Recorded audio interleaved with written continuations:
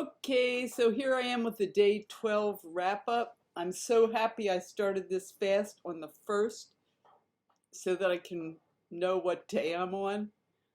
I have these little papers that I made up originally with the number of the day. You can't see it, it was in fluorescent, and I would just take it from one bowl and put it into the next bowl as I would click off the days. Here's the bowls. This is done. This is yet to do. I have these little tricks that I use to make a visual representation of my progress. Something to encourage me along the way. I got this morning, of course, I had juice in the house, which I drank. I had an Aikido class at 10:30, and that went till 1. I made sure that I brought juice with me. I brought tomato juice. I also put some coffee, black coffee, in a thermos. I thought I might need some pep. I was good. My rolls were good. My energy was good up until the end. At the end, I started to flag. We were doing a lot of throws and rolls, and I did, take some timeouts.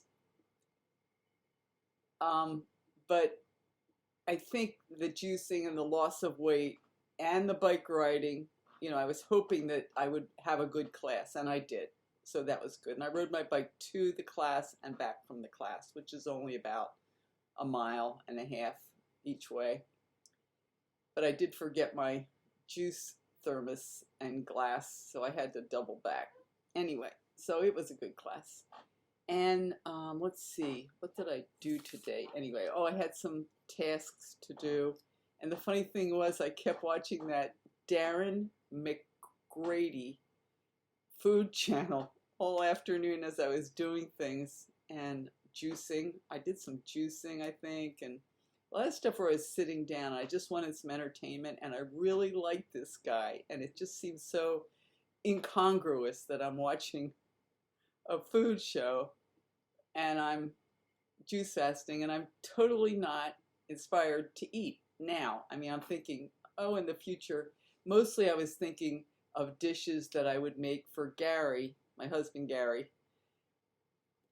And he likes foods that really I don't generally eat. So it was just kind of entertainment. It was definitely entertainment. Just light entertainment in the background.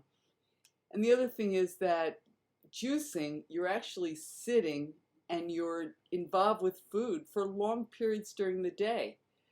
And that's what that guy on television was doing. It's just different food. So 6 of one, half a dozen of another.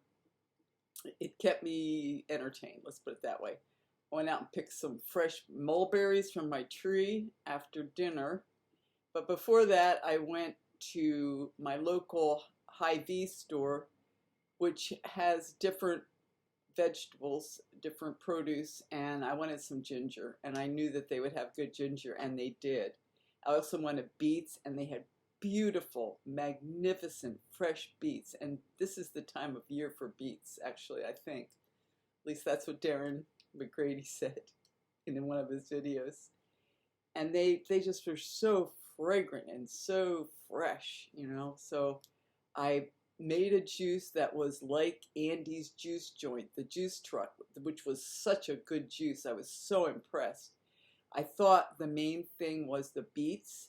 He had a lot of lemon and a lot of ginger. And the juice that I made was pretty good. I think I could have even put more lemon in and more ginger. But what I made was excellent. Very, very, very good. So, that was good. And then, of course, I made my tomato juice afterwards. And once I did the beet, carrot, apple, ginger, lemon juice, put a little celery in there, I knew I just had to press on and do the full regimen of tomato juice. Because once I have the juicer out, I kind of took the pulp out, but the basket that actually juices was clean. So I just kept doing it, and I kept taking pulp out to my recycling container, and the bugs are really loving my pulp out there. But at least it's contained you know, won't bother the neighbors, won't attract wild animals. Let's see, what else? So that was it. I now have great juice, you know, for the evening when I wake up tomorrow. I'm still on my budget. I have, what do I have?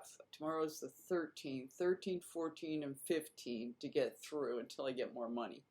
And I have about $40. That should do it though. And I need to go through the refrigerator and just pull out all the kale I have. And I have, you know, things kind of hidden. Watermelon, I have about a half a watermelon left, or maybe a third of a watermelon. I need to juice everything up tomorrow to make it stretch. And I'm looking at my budget, and I have a budget of $350 a month for food. And I generally have not been spending that much lately. But the juice fast, I think it's going to come up to, on the 15th, I'm speculating about $200 for 15 days, maybe a little more. So that, if I doubled that for a full month, that would be $400. So that would really be only $50 more than my budget. And that's good, because when I first started thinking about doing a 30-day juice fast, there had been times when I first started juicing when I was purely organic, which I don't use pure organic produce anymore.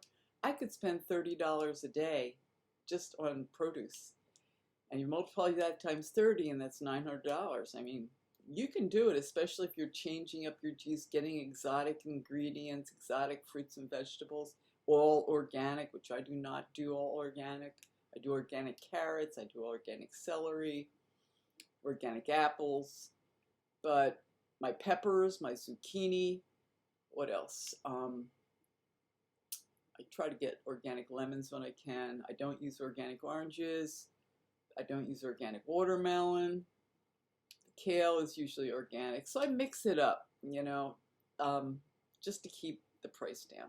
Because I think it's more important, the juicing, in terms of the health promoting, than being 100% pure organic. Just because I can't afford it, really. And it encourages me to juice more. The other thing I was thinking about is that I'm sort of in like a do-it-yourself health spa. I've mentioned that before, and it's like I got a job at a health spa as a, you know, I'm the juice chef. And I have one client, and that's me. And it is like a spa. I'm also my own exercise coach and all that kind of stuff. But it is that profound, that it is transformative, and it's brilliant. The other thing that was interesting is this guy, McGrady, what's his name? Darren McGrady. He cooked for the royal family, and he was mentioning that a time when Princess Diana, he did a lot of cooking for Princess Diana and her family, came into the kitchen and asked him to juice some beets for her. And he said she did a lot of juicing. And I was thinking, you know, she had problems with bulimia. Her position required going to very fancy dinners, maybe even twice a day. And the food they would be given would be the top food. You know, people would want to shine and show, and always rich with desserts. And, you know, she turned to bulimia at a certain point, which is pretty understandable because her position required her to maintain her figure. If she had blown up and she hadn't either not eaten the food or done something. But I could imagine her going to a state dinner and, you know, not taking the food and saying, no, I'm juicing now. And, you know, she pulls out her thermos, or they bring her juice, which is more likely. And she's just drinking her juice. And for me, that would be fine. For many people, it would. But I would imagine that, you know, she would get the same response that I get from people who don't juice or don't try to improve their health, they just kind of, they wouldn't be pleased. It's like, what kind of trick is she pulling now?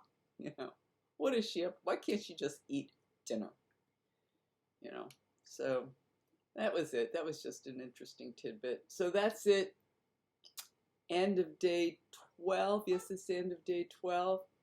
And I'm just happy to be juicing. It's just, I can't express enough how glad I am to have gotten the motivation to start this again. I was very sick of juicing last fall, but I'm back enthusiastic again. And I was desperate. I was desperate.